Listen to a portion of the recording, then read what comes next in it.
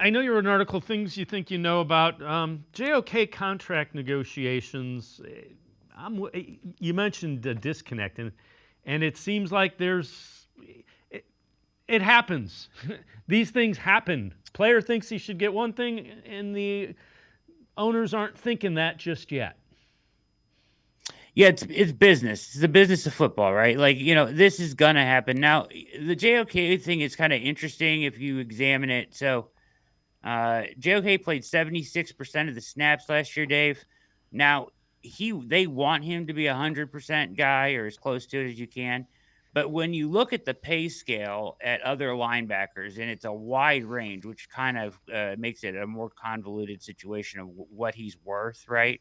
Um, but like Jermaine Pratt is the highest paid player that doesn't play like almost 100% of the snaps, and that's like at like 8.5 million.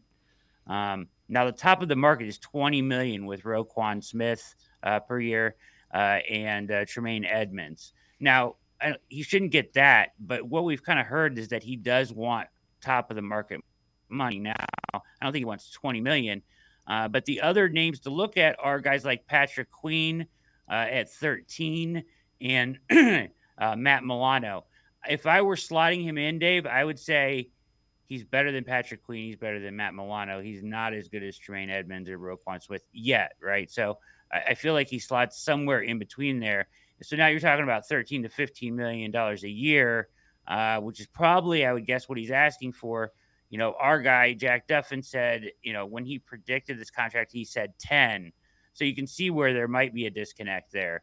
And I think once again, and I've talked about this, what they did with Delpit, they may follow that same model. Like, hey, we need to see you play 100% of the snaps if we're going to pay you like 100% of the snap guy.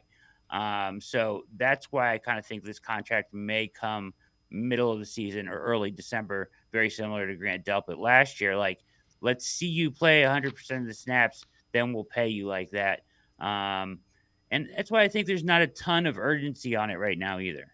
Yeah, I think they'll eventually get it done. And if I'm JOK, I'm like, I had X amount tackles for loss, which was among you. There's a case to be made that he can look for more money. But yeah, I agree with you wholeheartedly. They're going to wait and see, and he could very well move. He goes out and plays like he did the end part of last season. They're going to write him even a bigger check. Yeah, I mean he's a special player. Like you've got to make the exception here. We talked about how they don't value linebackers so much, here and there, but you took him in the second round because he fell to you there, and you had to know that if it worked out, you were going to have to pay him. Here we are.